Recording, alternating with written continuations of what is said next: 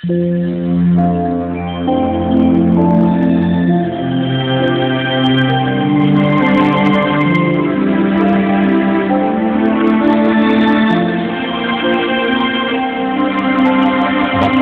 ang bumabasa at ang nangakikinig ng mga salita ng hula at tumutupad ng mga bagay na nasusulat doon, sapagkat ang panahoy malapit na.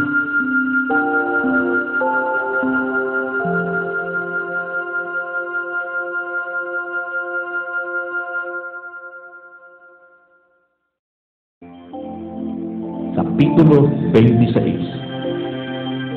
At nangyari na nang matapos ni Jesus ang lahat ng mga salitang ito, ay sinabi niya sa kanyang mga alagad, "Nalalaman ninyo na pagkaraan ng 2 araw ay darating ang Paskwa at ibibigay ang Anak ng Tao upang ipako sa krus. Nang magkagayoy, ang mga pangulong saserdote at ang mga matanda sa bayan ay nangagkatipon sa looban ng dakilang saserdote na tinatawag na Caifás, at sila'y nangansanggunian upang hulihin si Jesus sa pamamagitan ng daya at siya'y patayin. Datapwat sinabi nila, huwag sa kapistahan, baka magkagulo sa bayan. Nang nasa Betanya nga si Jesus sa bahay ni Simon na ketong, ay lumapit sa kanya ang isang babae na may dalang isang sisidlang alabastro ng ungwento na lubhang mahalaga, at ibinuho sa kanyang ulo, samantalang siya'y nakaupo sa pagkain. Datapwat nang makita ito ng mga alagad, ay nangagalit sila na nangagsasabi, ano ang layo ng pag-aaksayang ito? Sapagkat ito'y maipagbibili sa malaking halaga at maibibigay sa mga dukha. Datapwat nang mahalata ito ni Jesus, ay sinabi sa kanila, bakit ninyo binabagabag ang babae? Sapagkat gumawa siya sa akin ng mabuting gawa. Sapagkat laging na nga sa inyo ang mga dukha, datapwat ako'y hindi laging nasa inyo. Sapagkat sa pagbubuhos niya nitong ungwento sa aking katawan, ay ginawa niya ito upang ihanda ako sa paglilibing.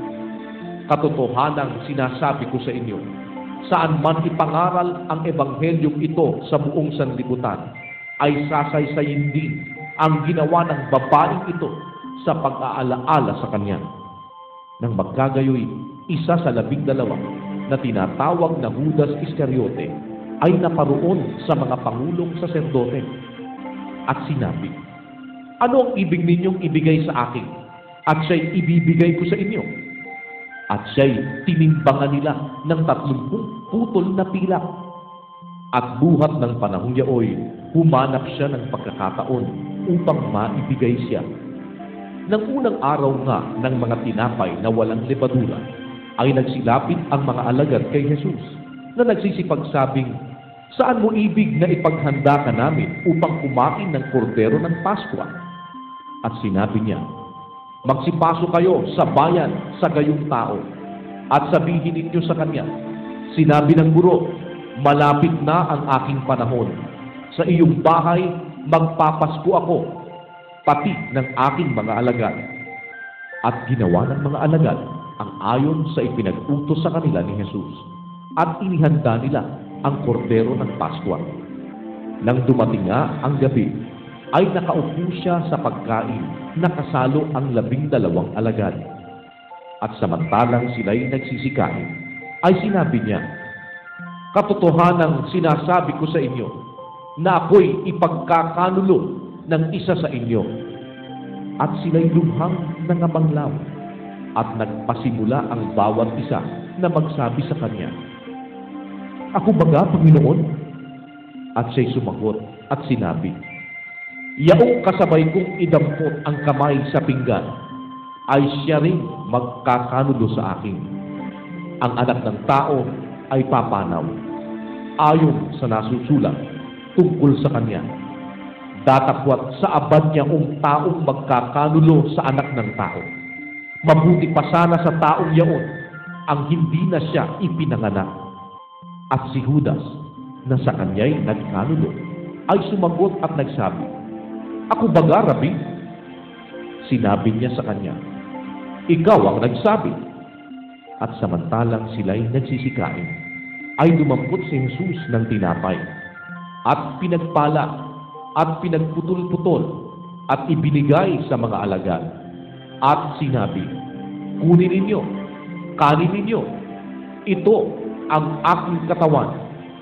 At dumampot siya ng isang saro, at nagpasalamat, at ibinigay sa kanila na nagsasabi, "Magsiinom kayong lahat diyan, sapagkat ito ang aking dugo ng tipan na nabubuhos dahil sa marami sa ikapagpapatawad ng mga kasalanan. Datapwat sinasabi ko sa inyo na buhat ngayon ay hindi na ako iinom nitong bunga ng ubas hanggang sa araw na yaon na inumin kong panibago na mga kasalo ko kayo sa kaharian ng aking Ama." At pagkaawit nila ng isang himno, ay nagsiparoon sila sa bundok ng mga olibo. Nang magkagayoy, sinabi sa kanila ni Jesus, "Kayong lahat ay mga daramdam sa akin sa gabing ito, sapagkat nasusulat, sasaktan ko ang pastor at mangangalap ang mga tupa ng kawan. Datapwat, pagkapagbangon ko, ay mauuna ako sa inyo sa Galilea."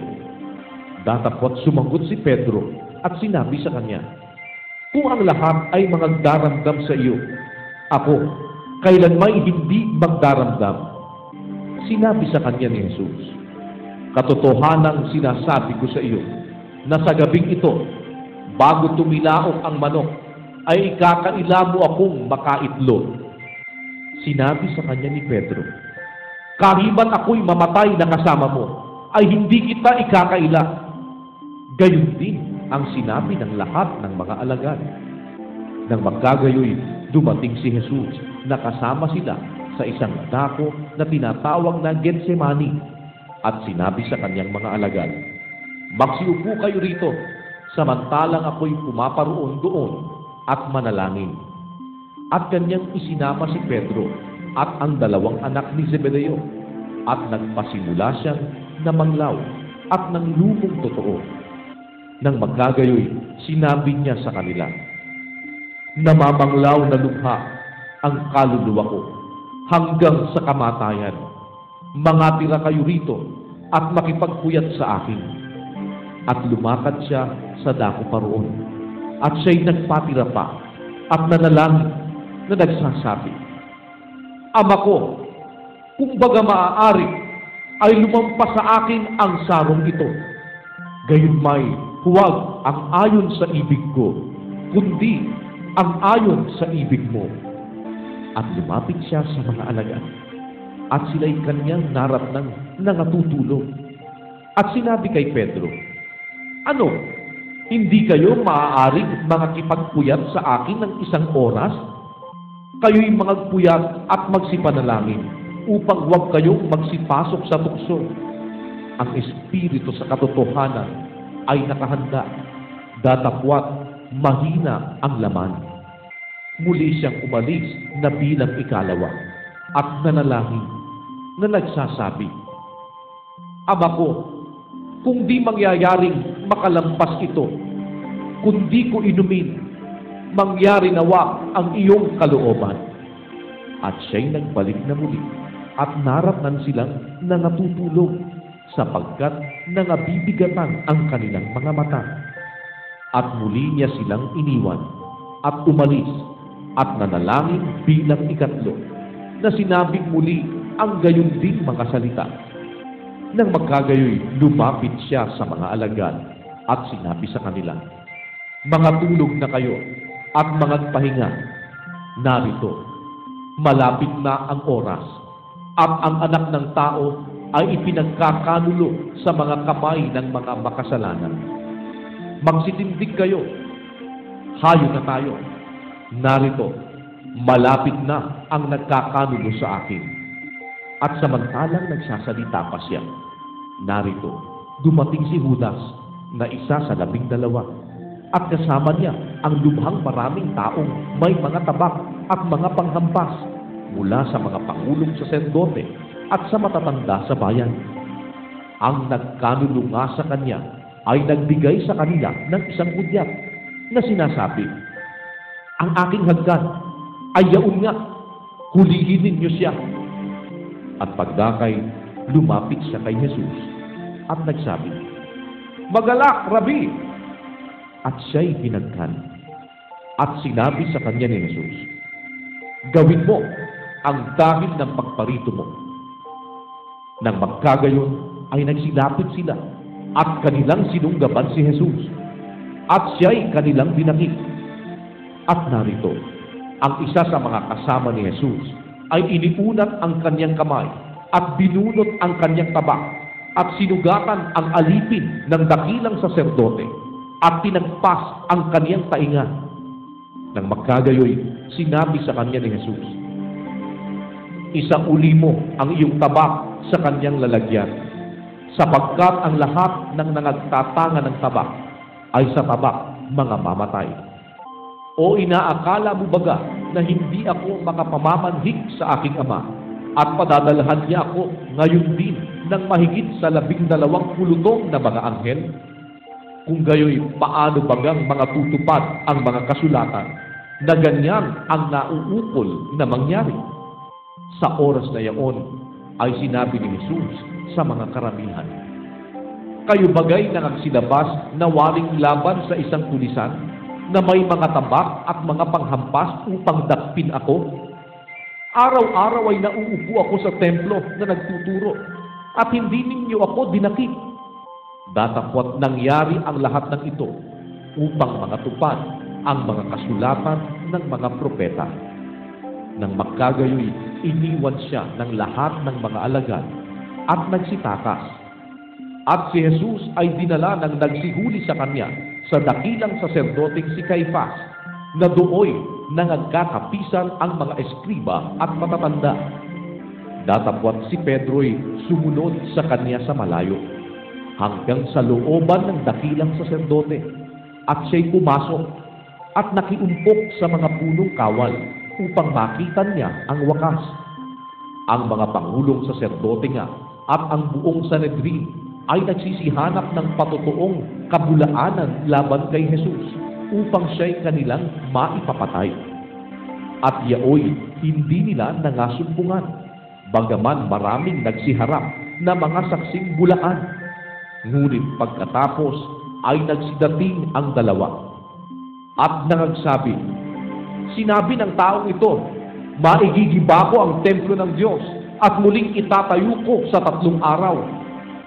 At nagsitindig ang dakilang saserdote at sinabi sa kanya, "Wala kang isinasagot na anuman.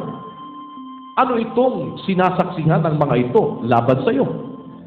Datapwat hindi umibig si Jesus at sinabi ng dakilang saserdote sa kanya, "Kita'y pinapanunumpa alang-alang sa Diyos na buhay, na sabihin mo sa amin kung ikaw nga ang Kristo, ang anak ng Diyos."